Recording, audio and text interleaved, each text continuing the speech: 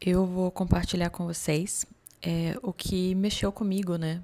Nos primeiros 2 capítulos do livro Uma Mulher Segundo o Coração de Deus, da Elizabeth George.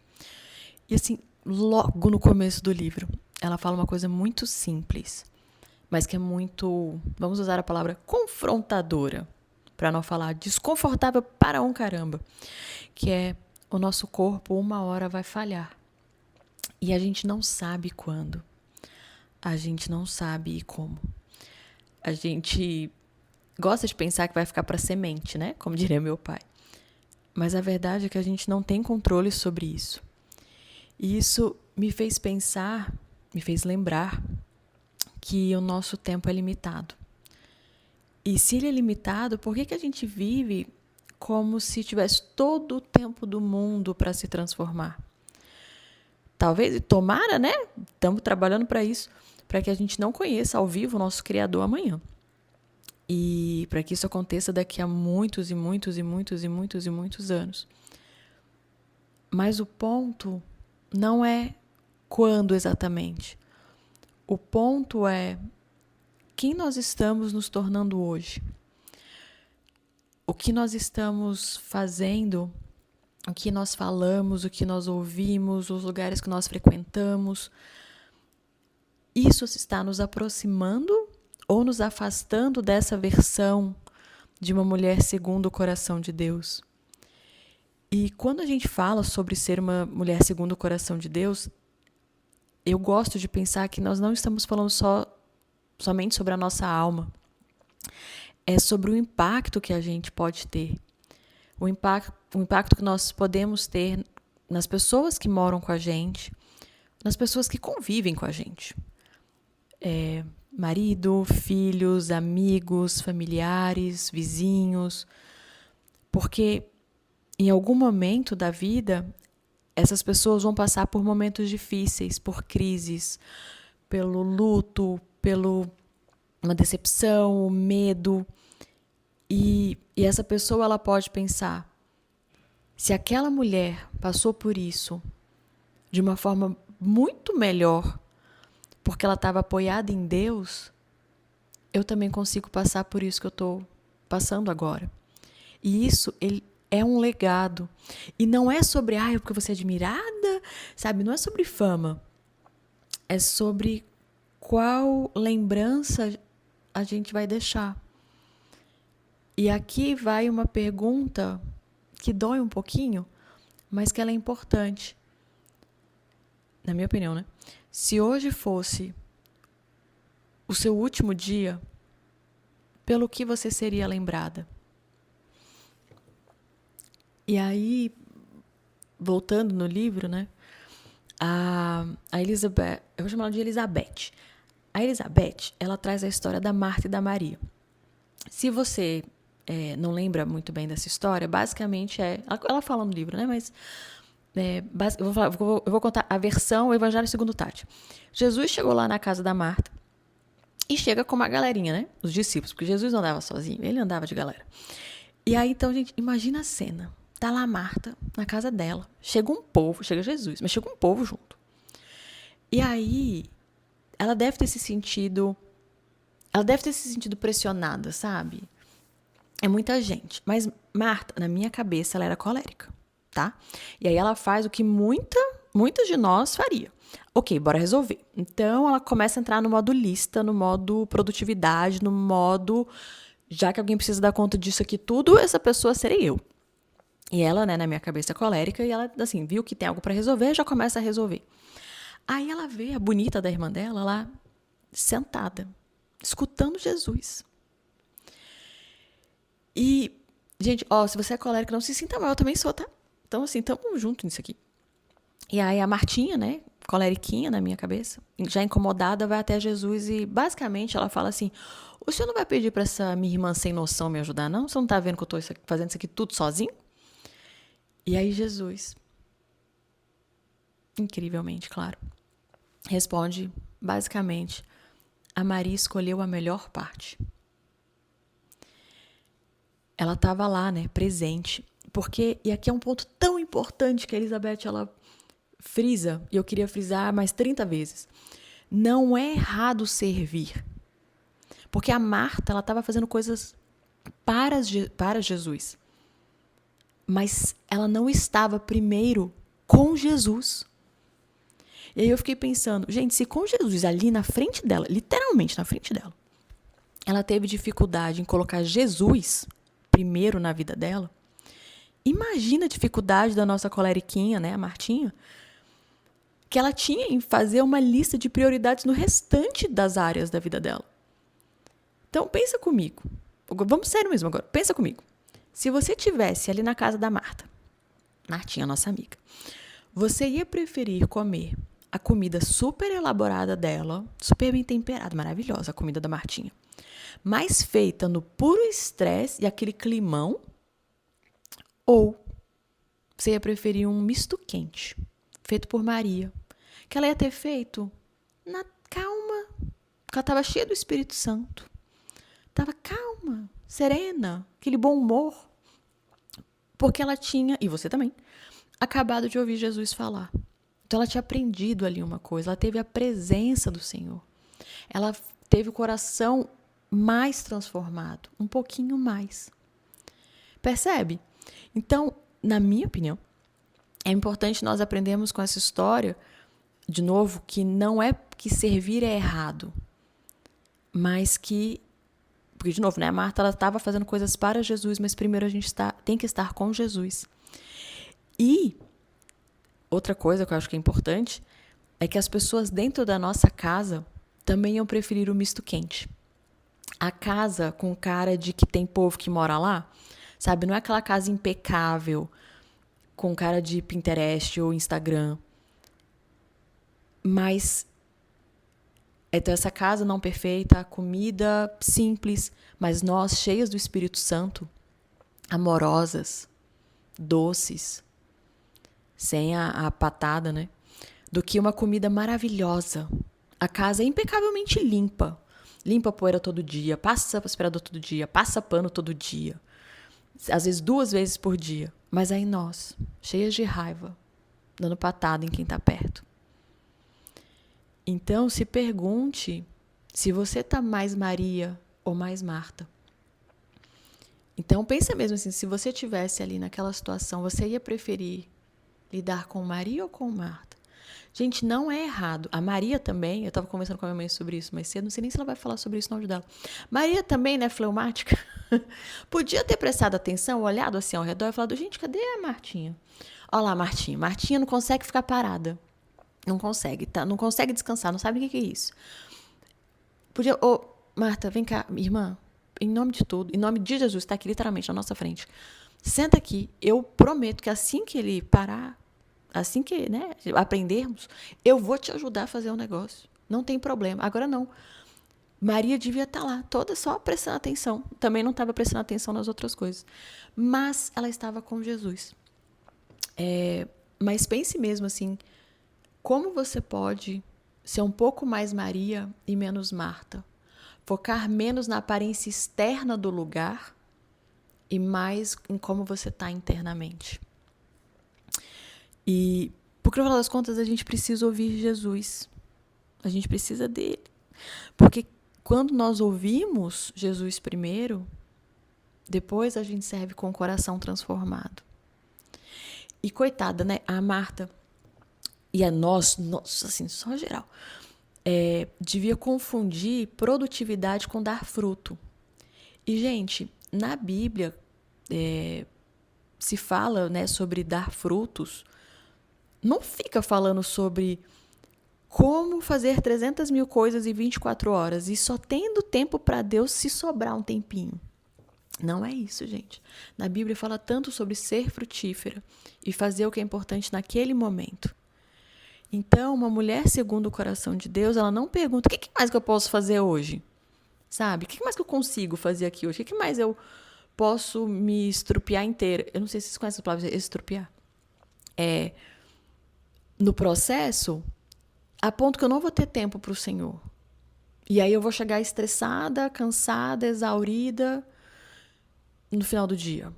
Isso chegar no final do dia, né? Meio-dia já deu. A mulher, segundo o coração de Deus, ela pergunta, Senhor, o que o Senhor quer que eu faça hoje. E isso muda tudo. Eu percebi isso muito claramente na minha vida quando eu fiz uma mudança simples. Eu voltei a ler a Bíblia no papel. Eu li no papel durante muitos anos. Depois eu comecei a ler no aplicativo, mais porque eu estava compartilhando os meus devocionais no Instagram. Só que eu percebi que eu lia menos no aplicativo do que quando eu lia na Bíblia física. E, gente, isso teve um efeito enorme. Mais foco, mais clareza, mais energia. De alguma forma mágica eu tenho mais tempo, apesar de eu gastar, entre aspas, muito mais tempo lendo as escrituras do que eu gastava antes. A minha casa está muito mais, até pensando em limpeza e organizada, está mais do que quando eu gastava menos tempo fazendo isso. Isso no sentido de passar tempo com o Senhor. E aí, então, eu tenho tentado cada vez mais começar o dia como Maria e depois eu vou resolver as coisas da vida, tentando pegar o que há de bom em ser Marta. Porque Marta também ser resolutiva é algo muito bom.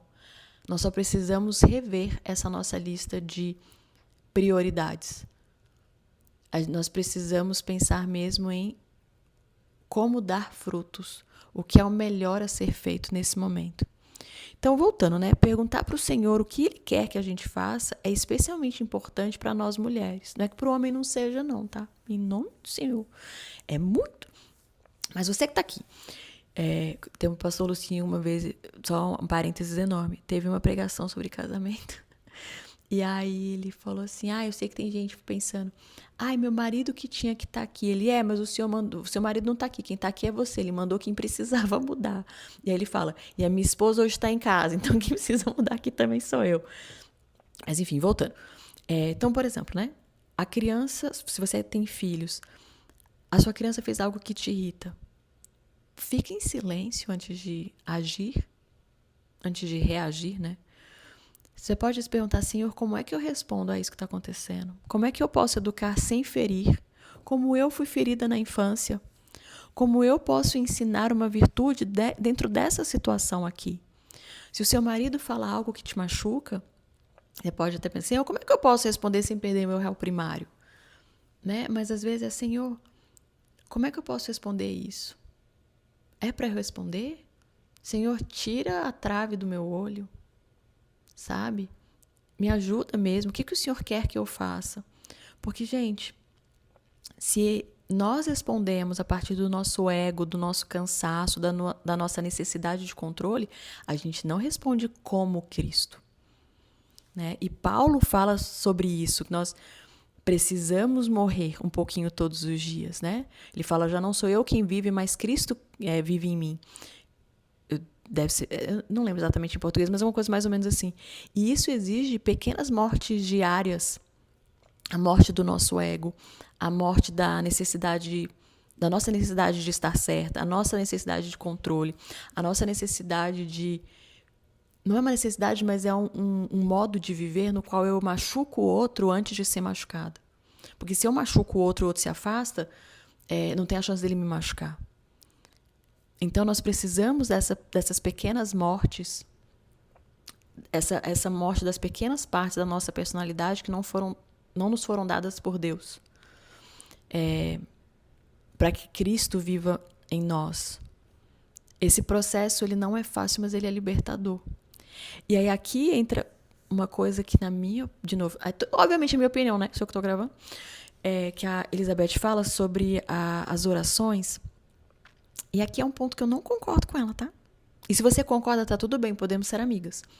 Que ela fala sobre uma oração de uma missionária da China, eu acho, que à primeira vista parece uma oração muito bonita. Mas eu queria que você entendesse que a gente precisa tomar cuidado com as orações que a gente faz. Então a oração que ela faz é alguma coisa mais ou menos assim. Eu abro mão de todos os meus planos e interações. Espera, deixa eu pegar aqui o trecho. Eu não vou ler ele todo, porque ele é um pouco grande, mas eu abro mão de todos os meus planos e intenções, desejos e esperanças. Ela fala mais um pouco. Usa-me conforme a tua vontade, envia-me para onde quiseres. Trabalha toda a tua vontade em minha vida, a qualquer preço, agora e sempre. Ô, gente, a nossa palavra tem poder. Como assim eu abro mão de todos os meus planos? O Senhor colocou vários desses no seu coração. Ah, Senhor, me envia para onde quiseres a qualquer preço? Como assim? Não faz isso não repete essa oração não. Não é a qualquer preço. Gente, nem Jesus orou assim. Jesus no Getsemane falou, se for possível, afasta de mim esse cálice. Contudo, não seja como eu quero e sim como tu queres. Então, Jesus pode pedir para as coisas serem diferentes, para serem mais fáceis, para o sofrimento ser menor. Mas aí a gente tem que abdicar de tudo a qualquer preço. Uma oração mais sincera, e a sinceridade na oração, para mim é muito... eu acho que ela é muito importante. E seria alguma coisa do tipo, Senhor, me ajuda a entender a sua vontade. Afasta de mim tudo que não vem de ti. E, Senhor, os desafios que eu puder não passar, por favor, não me faça passar por eles. Mas os que eu precisar, me dê força e sabedoria para passar por eles da melhor forma possível. Não tem problema você pedir para o Senhor colocar a sua vida no modo fácil. Sabe, Senhor, se eu puder ser café com leite, melhor ainda. Gente, não tem problema. Mas, para o que não der para ser café com leite, o Senhor fica comigo, me ajuda. Sabe? Não a qualquer preço. Não, Senhor, se eu puder pagar o menor dos preços, eu agradeço. E tá tudo bem. Aí sim, né? Por favor, Senhor. E também, assim, eu fico pensando, gente, o Senhor, ele deve olhar para quem faz esse tipo de oração, que é bonita, mas ela é meio, na minha opinião, sem nexo. Pensar, que tal... Não tô falando, a missionária não tá, gente? A missionária tava lá na frente. Tô falando isso pra mim, por exemplo. O Senhor fala assim, você tá pensando a qualquer preço e essas coisas. Que tal você ser mais amorosa? Que tal você ser mais doce? Que tal você falar bom dia, pedir por favor, agradecer? Que tal você ser uma esposa, de novo, mais doce, mais amorosa? Que tal você ser uma mãe que cuida mais de quem mora no lar do que do lar? Que tal você pedir perdão para aquela pessoa que você sabe que magoou?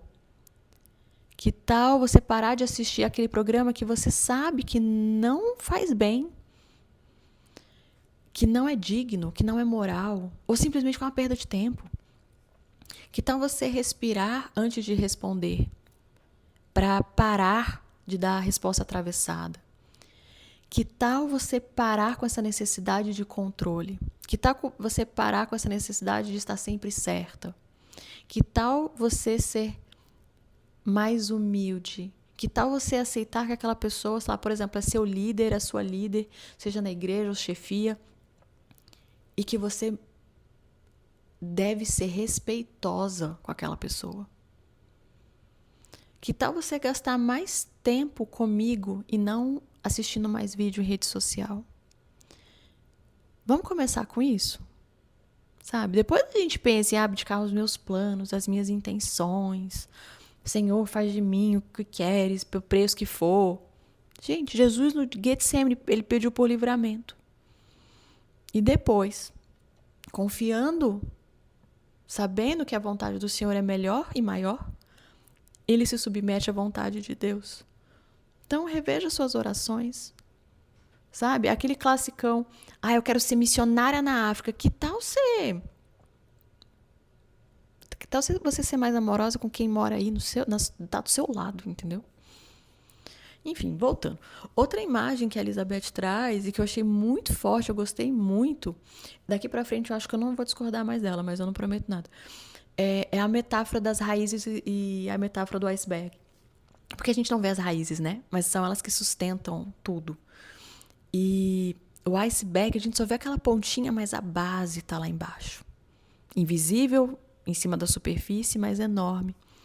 E, gente, tomara que as pessoas olhem para a nossa vida, para as nossas ações, para as nossas palavras, para a forma como a gente interage, age, sabe? E que elas percebam que aquilo ali que aparece só é possível porque existe uma base profunda de relacionamento com o Senhor. Não é por causa da nossa força de vontade, não é por causa da nossa personalidade, não é por causa do temperamento, não é por causa da formação, não é por causa da... o que quer que seja. É a raiz, é aquela base firme e forte e transformadora e sustentadora que acontece quando nós passamos tempo com o Senhor.